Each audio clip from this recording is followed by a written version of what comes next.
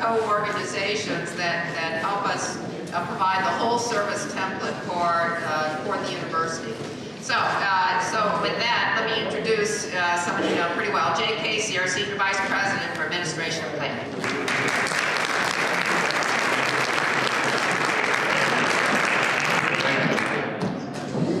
Thank you. I'm amazed you all came back.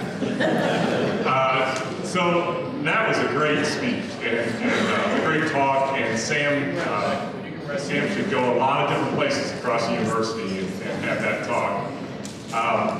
I get to welcome you and thank you, as I usually get to, but then I get to introduce Monica Moll to you too, who is the new leader of our Department of Public Safety. And Monica has asked me to not be very good because Sam was so good, she'd like the bar a little bit lower so that she can get over, be better than me, which won't be tough. So I do want to welcome you, and I want to thank you for being here. And when I say here, I mean the university. Those other service organizations that Lynn mentioned, we are all in the business of service to our students, our faculty, our staff, and really to the citizens of Ohio. And you all do a marvelous job at it. I see you all the time. I'm always amazed at how you make things look effortless. Even though I know that you're up at 3 in the morning to get in here to do things that, or stay all night because you don't want to interrupt offices and different things that go on. I thought that I would, and in the process of introducing Monica, I would let you know how we all strive to do outstanding work. So let me just use Monica as an example, and I'll just embarrass her a little bit.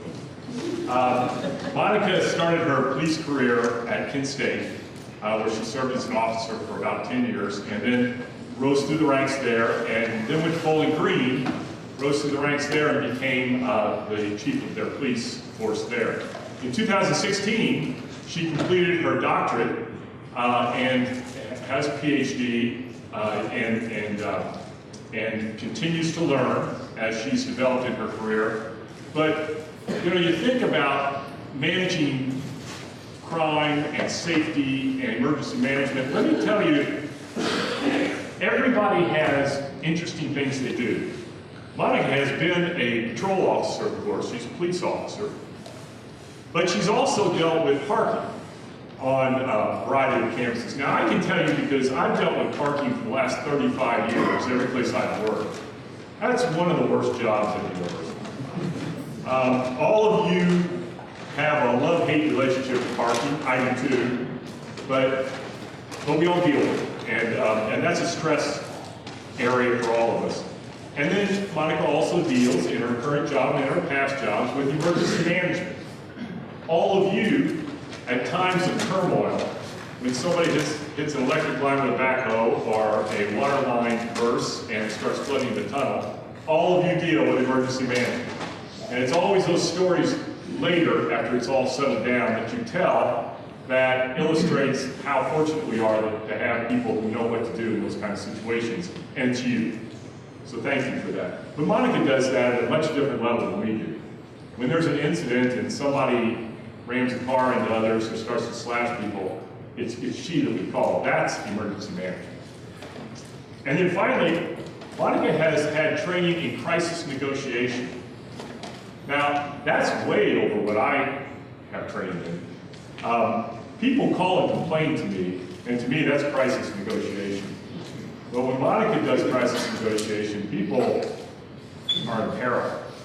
And so it's good that we have people like this who protect us, who care for us, and try and anticipate what could make our lives and our jobs better.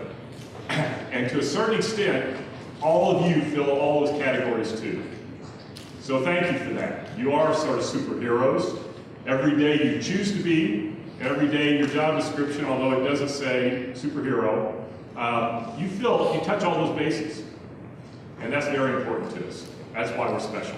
That's why we'll continue to do well. With that sort of long rambling introduction, I'm going to ask Monica if she will address us. And once again, thank you for being here and thanks for all you do.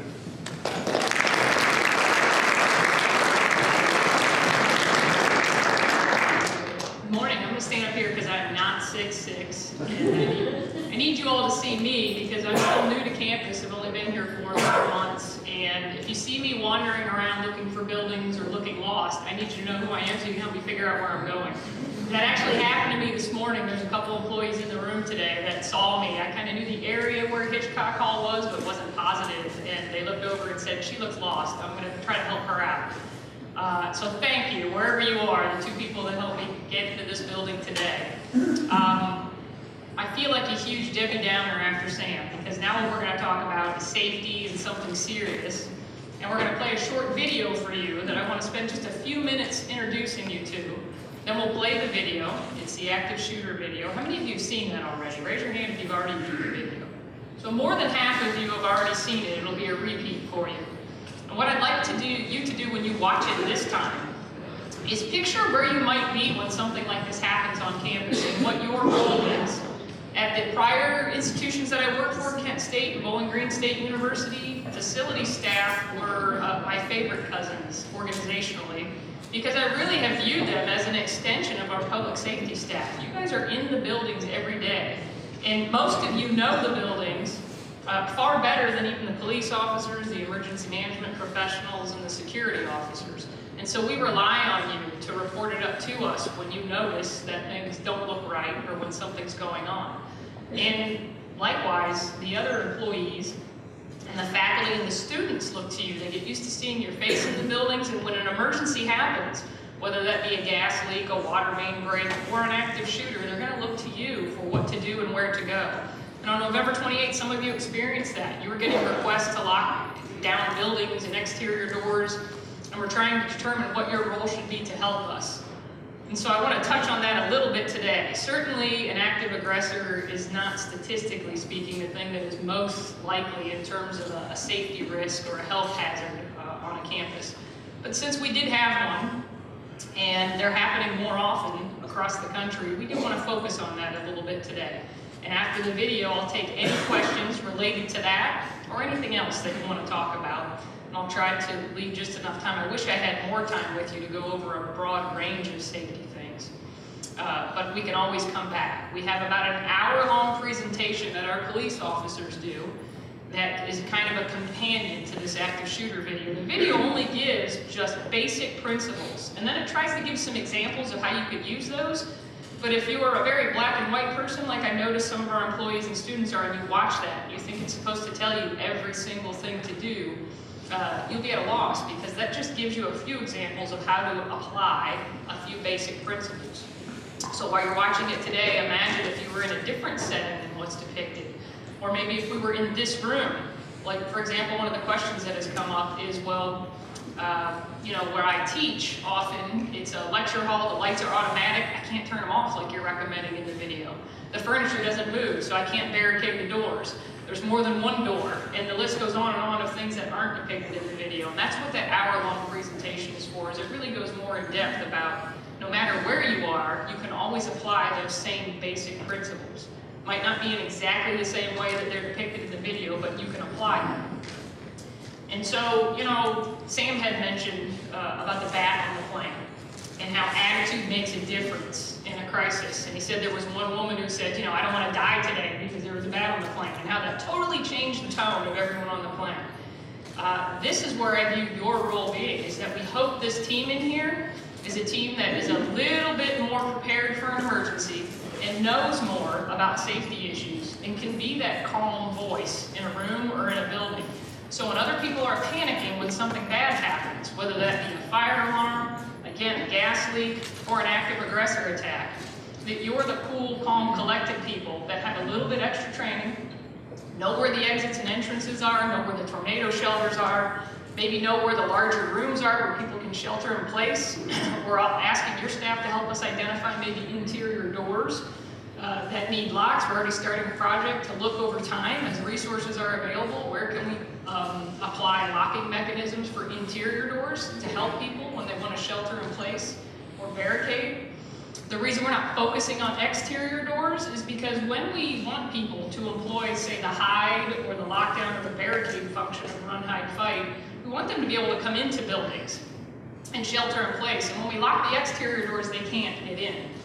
So what we want to do is focus on interior doors. Another reason is if you only focus on exterior doors and not your interior doors, it doesn't take much to penetrate that barricade, that one exterior door. It makes much more sense to get to an interior room and focus on barricading or locking those down. And as you'll see from the video, it then should be an active lockdown. So we're not just in there hiding and waiting for the moment when they come and try to penetrate the barricade, is you're actively preparing for what you will do if they would happen to get in before police arrive. And police are typically only a few minutes away on this campus, so that's all we're trying to do with these techniques is disrupt the aggressor's plan and buy time until the police officer gets there.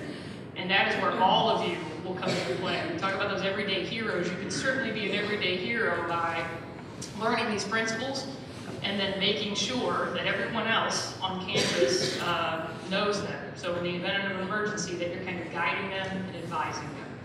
And we would like to find, if you're interested, talk to your supervisors. Yesterday I spoke to the FOD leadership team about a lot of these things. We can come out and train groups of employees, and we'd like to get everyone in this room at some point exposed to that more thorough hour-long training. Again, so you're kind of the expert in helping our public safety staff make sure we're spreading the word to everyone else on the appropriate response should we ever have another active aggressor incident. And keep in mind, it not only happens here, so whether you're at the bank, the grocery store, wherever you are in life, something like this could happen, and you could apply these same basic principles. So we'll play the video, and then we'll leave a few minutes at the end for questions about what you saw there, questions about our response, or any other questions you might have about safety.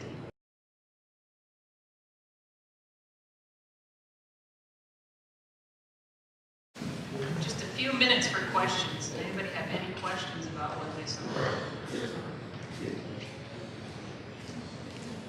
Not seeing any. Again, your role would be, one, the first thing that someone has to do when something happens is call 911.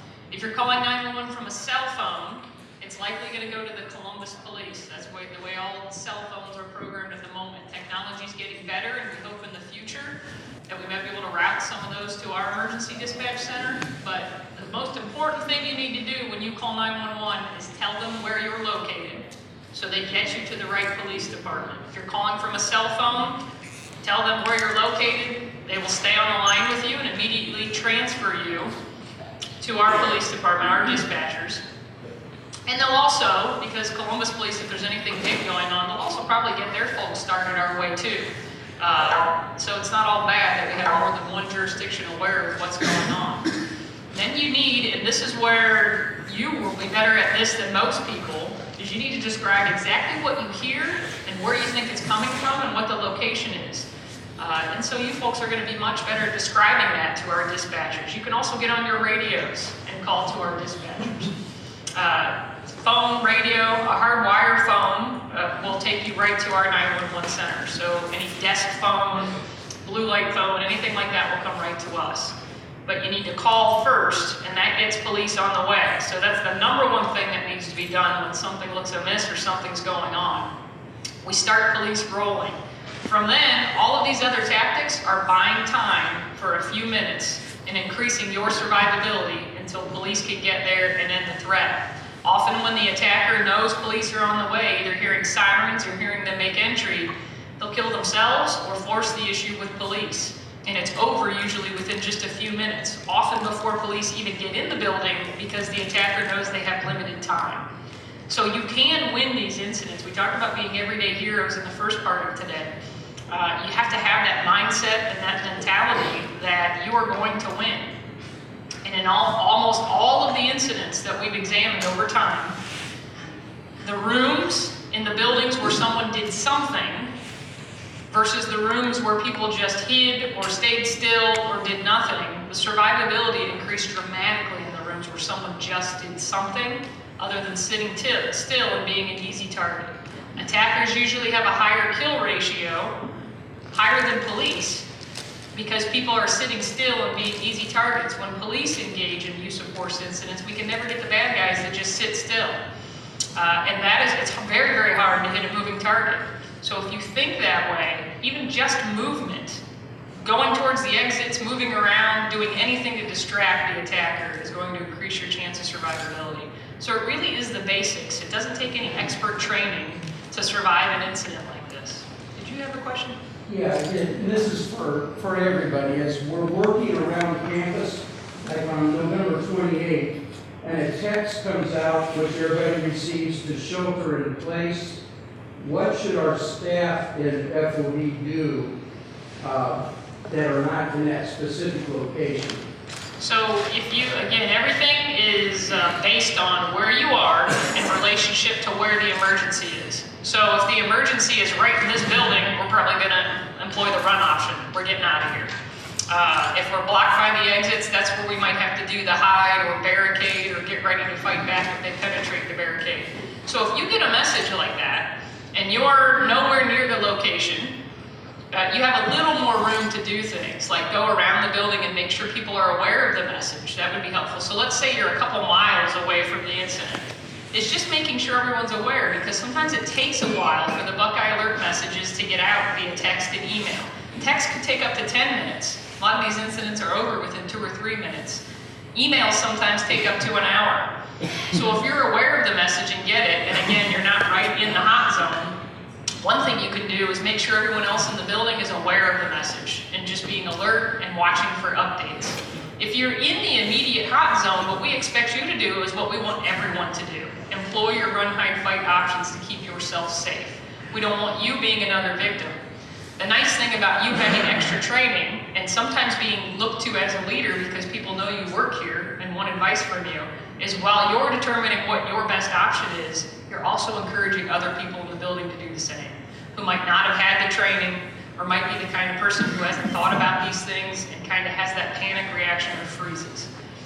So you can, if you're nowhere near it, make sure that people are aware of what's going on and pay attention for updates. If you're right in the hot zone, employ one of these strategies and encourage others to.